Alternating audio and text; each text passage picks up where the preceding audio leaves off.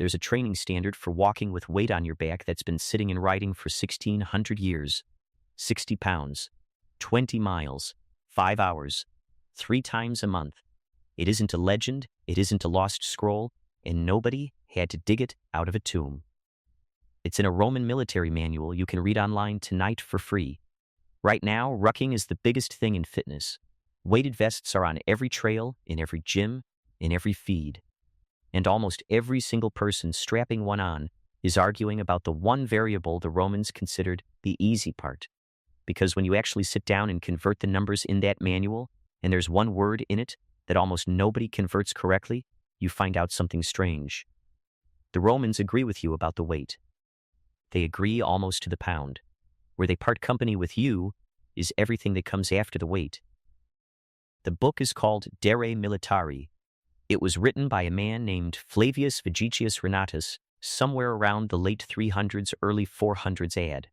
Now I want to be straight with you about him up front, because this channel doesn't do ancient secrets. Vegetius was not a soldier, he was an administrator. He wrote the book as an argument. His position was that the Roman army of his own day had gone soft, and that it needed to go back and train the way the old Romans did. So he's not a field diary, he's a reformer with a point to prove. And here's the part that gets me. This book was never lost. De Re Militari was one of the most copied, most circulated texts in all of medieval Europe. Kings read it. Generals carried it. It sat in libraries for 1,000 years. We didn't lose the Roman training standard. We just stopped reading it. So what did those legionaries actually carry? Ask 5 historians and you'll get 5 answers. You'll hear 20 kilos. You'll hear 45. One reconstruction puts the marching load north of 50. The historian N.V. Lothian argued it was closer to 22.5.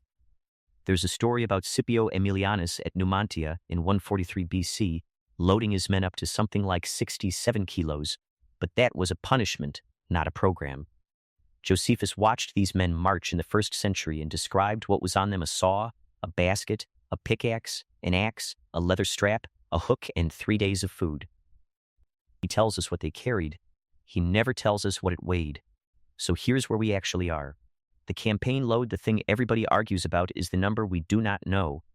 But the training load? That one's written down. Vegetius gives it to us in one line. Recruits, he says, should be obliged frequently to carry a weight of not less than 60 pounds, exclusive of their arms, and to march with it in the ranks. 60 Roman pounds. A Roman pound was about 329 grams lighter than ours. So 60 of them comes to 19.7 kilos, 43.5 pounds. And that's before his weapons. Now hold that number, because here's the punchline of this whole video. Go look at what a modern rucker buys. The standard ruck plates people train with today are 30 pounds and 45 pounds, 43.5, 45. 1,600 years apart, a Roman reformer and a guy at a trailhead in Ohio landed on the same weight. The weight was never the secret. You already found the weight. So if we got the weight right, what did we miss? 3 more numbers. Number 2, the distance. 20 Roman miles at the common military step. A Roman mile ran about 1,479 meters, so 20 of them is 29.6 kilometers. 18.5 of our miles. And if you were doing the full step, the quicker one, 24 Roman miles. 22 of ours. Number 3, the clock. And this is where it gets interesting, because Vegetius doesn't say 5 hours. He says 5 summer hours. That word matters, and this is the part the internet gets wrong. A Roman hour was not 60 minutes. A Roman hour was 1/12 of daylight, so it stretched and shrank with the seasons. At Mediterranean latitude, an hour in December ran about 45 minutes. An hour in June ran about 75. Vegetius said summer. So 5 summer hours isn't 5 hours, it's about 6.25. Run that, and the standard suddenly looks different. 18.5 miles in 6.25 hours is 2.9 miles an hour. The full step 22 miles is about 3.5. Now, if you think he meant regular 60-minute hours, you get 3.7 and 4.4 instead. Honest answer? Scholars can read that word either way, and I'm not going to pretend I've settled it. call it somewhere between 2.9 and 3.7 miles an hour under load. And here's why that matters. 2.9 miles an hour is not superhuman. That's a brisk walk. This standard was never mythical. It was just never optional. Number 4, how often? 3 times a month. 10 miles out from camp, 10 miles back, fully armed, in formation, at the military step. And Vegetius names his authority on that one the ordinances of Augustus and Hadrian. Emperors signed off on the training frequency. Weight, distance, pace, frequency, 4 numbers, and a line you either made or you didn't. Your vest has one of those 4. Now, you could hear all that and think it's just Roman discipline for its own sake. It isn't. The physiology backs it, and it backs it hard. The U.S. Army has spent decades modeling exactly what it costs a human body to walk under load.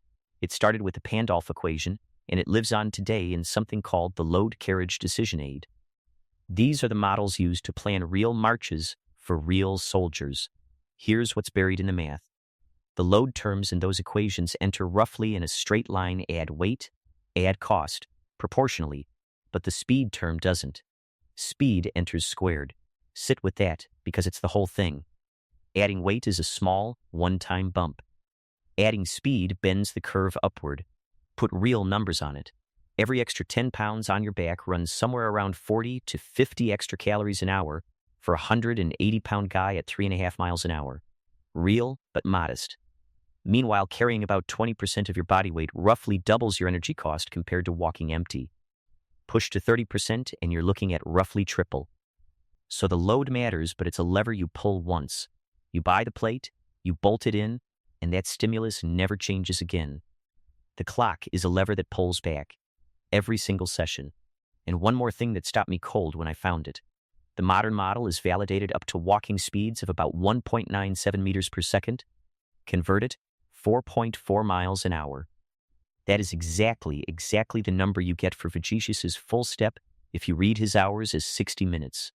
The Roman ceiling and the modern validated ceiling for loaded walking are the same number. I'm not going to tell you the Romans knew the equation. They didn't.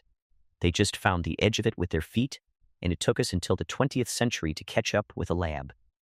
There's also decent evidence that carrying weight does good things to your skeleton. The mechanical loading is associated with better bone mineral density through the hips, the spine, the legs, and loaded recruits appear to gain it faster than unloaded ones over the same stretch. I'll be careful there. The evidence points that direction. It isn't a prescription, and I'm not your doctor. So let's turn 4 Roman numbers into something you can do this month. You don't need to buy anything you don't already have. Start with the weight, and then stop thinking about it. Vegetius said not less than 60 Roman pounds, about 43.5 of ours, excluding arms. If you're already rucking with a 30 or a 45, you are done. You solved this. If you're new, take roughly 10 to 20% of your body weight and put it in a pack, and understand that at 20%, you have already doubled the cost of the walk. You do not need a heavier plate. You need the other 3 numbers. Now set the distance. The Romans tested at 10 out and 10 back. Start where you actually are. 3 out and 3 back is a real session. What matters is that the distance is fixed before you leave the house, not decided by how you feel at the turnaround. Then set the clock, and this is the part that changes your training. Pick a pace and defend it. 2.9 miles an hour under load is the honest Roman military step. 3.5 is the full step. Take your fixed distance, multiply by your pace, and write the time on your hand before you go. That number is now pass or fail, not a nice walk. Pass or fail. Then set the frequency. 3 times a month. That's it. That's the whole Roman prescription, not 3 times a week, not daily. 3 loaded, timed, pass or fail marches a month, done in exactly the same way so the results mean something. And progress it the Roman way. When you make the time comfortably, do not immediately reach for a heavier plate. Add distance first, then tighten the clock. Save the weight. It's the smallest lever you own, and you'll want it later. That's the program. Fixed load, fixed distance, fixed pace, fixed frequency, and a line you either cross or you don't. Here's what I keep coming back to. We didn't lose this. There's no mystery here, no missing scroll, No ancient secrets somebody buried. The book sat on the shelf for 1,000 years with the numbers right there in it, and we walked past it and bought a heavier vest.